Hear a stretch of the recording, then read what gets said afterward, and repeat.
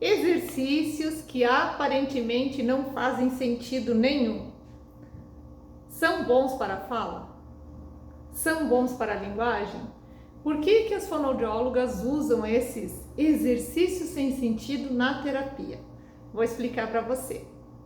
Esses sons sem sentido, exercícios sem sentido, podem aparecer na terapia fonoaudiológica, tanto de crianças quanto para adultos. Em certo período, eu atendi muitos pacientes de voz. E para esses pacientes, a gente tem que fazer sons que vão ajudar, por exemplo, na reabsorção de nódulos nas cordas vocais. São aqueles calinhos nas cordas vocais. O fonoaudiólogo vai fazer a avaliação do paciente e, de acordo com os resultados, ele vai selecionar alguns exercícios, que na maioria das vezes são sons, para o paciente repetir em casa.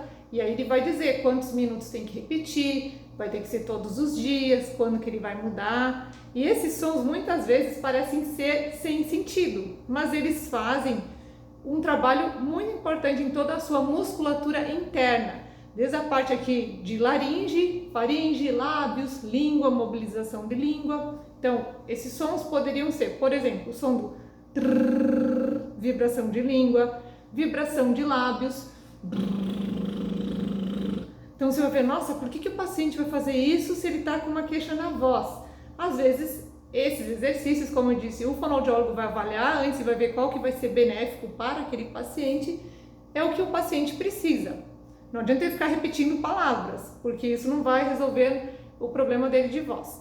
Também podemos usar sons nasais, que são ou com uma modulação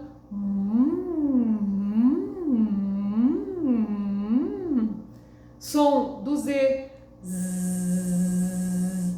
Todos esses sons então vão ser prescritos pela fonoaudióloga que acompanha o caso e ela vai dizer ali quantas repetições, quantos minutos. Então esse seria o uso de sons que aparentemente não tem sentido nenhum para os casos de voz. Outro uso de sons que não tem muito sentido são aqueles barulhos que a gente imita, sons de animais, sons do ambiente, e para muitos pacientes é a primeira emissão que eles vão fazer relacionando, que vai ter um sentido. Pacientes que são minimamente verbais, crianças que não falam. Então a gente vai começar a imitar, por exemplo, os animais. Eu vou mostrar para ele uma figura de uma vaca e ele vai imitar o som da vaca. A vaca faz mu. E às vezes a criança vai usar aquele mu para chamar, para se referir à vaca, porque ele não consegue ainda na cabecinha dele falar, entender que vaca, fazer todos esses sons. Mas se ele usar mu, a pessoa que está conversando com ele vai entender que ele está se referindo à vaca ou ao boi, aquele animal que faz mu. E ele consegue estabelecer uma linguagem de forma funcional. Então isso é bem interessante. Então eu separei aqui, por exemplo, essas cartinhas que eu adoro, que são as cartinhas da Abrapraxia. Para conseguir, você tem que entrar lá no site da Abrapraxia, fazer uma doação, tá? E lá você vai ver o valor, tudo isso. Só estou dizendo que é um material bom, tá? Nessas cartinhas você vai ver que vai ter as palavras para estimular. Pode estar escrito boi ou pode estar mu. Se for uma criança pequena, como eu falei, uma criança até com apraxia maior, para ela vai ser muito difícil falar boi. Boi é mais difícil de falar do que mu. Mu é um som bem mais fácil. Então eu vou trabalhar com essa criança as onomatopeias, entre elas o som que a vaca faz, que é o mu.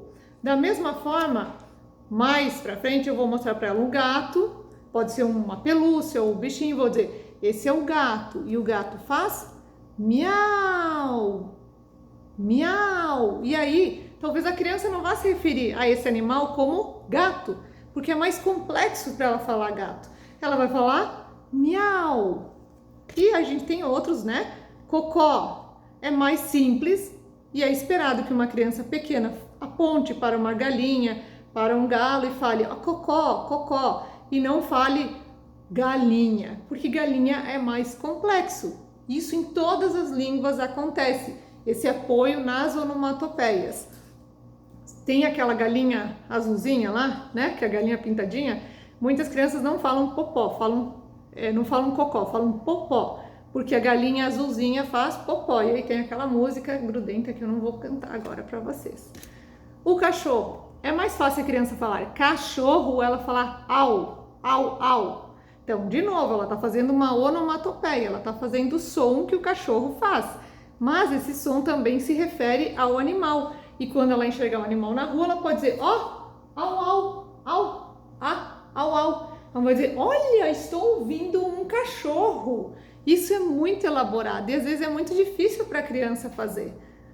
O carro, a mesma forma, ela pode apontar para o carro, para um caminhão, para um trator e vai se referir a todos eles como bibi, o som do carro, bibi. Então, essas foram algumas das formas que a gente pode usar as onomatopeias. A gente também pode trabalhar a parte de habilidades auditivas, fazendo a correspondência dos sons que a criança ouve com o som que vai ser produzido, que ela vai escutar. Às vezes a criança não escuta direito e ela faz sons diferentes. Então a gente pode usar jogos que vão corresponder, por exemplo, uma imagem de um boi e o som que o boi faz, mu. Isso pode ser um jogo de associação, um jogo de memória. Além dos animais, a gente também pode ter instrumentos que façam barulho. E aí pode ser, por exemplo, como que faz o barulho da chuva? Desculpa. Tá falando de instrumento, né? O barulho da porta batendo, pá. O barulho da campainha, din dom. O barulho da buzina ali, quer mostrar, bip. Barulhos, sons do ambiente em geral, sons da natureza. Vamos pensar, o som da chuva, shh. O som do vento, ou seria mais adequado esse, tá? Esse outro que eu fiz, que vai ter fonte glótica, seria o som do avião.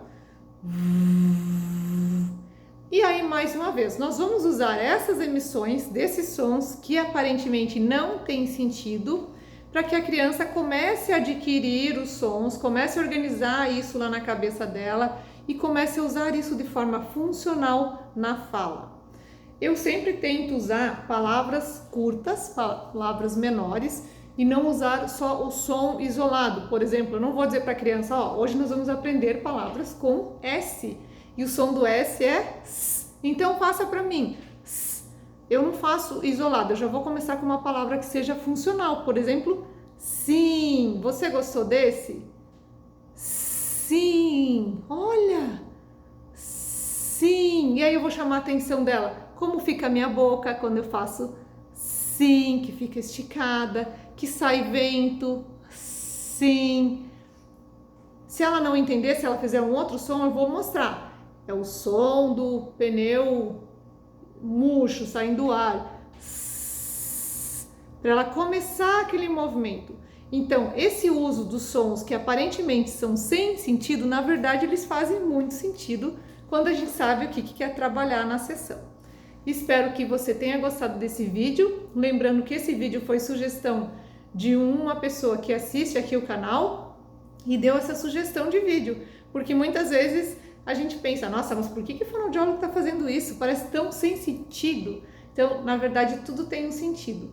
E se você não entender por que o seu fonoaudiólogo, a sua fonoaudióloga está usando aquilo na sessão, pergunte, por que você fez isso? Por que você usou esse som? Qual é o objetivo desse exercício? Eu acho que sempre vai ser interessante você conversar com o profissional e ele conseguir te explicar qual é o objetivo que ele quer com o uso daquela estratégia. Se você gostou, deixa o teu like. Se tem sugestões para próximos vídeos, comenta aqui que eu vou adorar. Um abraço, até a próxima, tchau!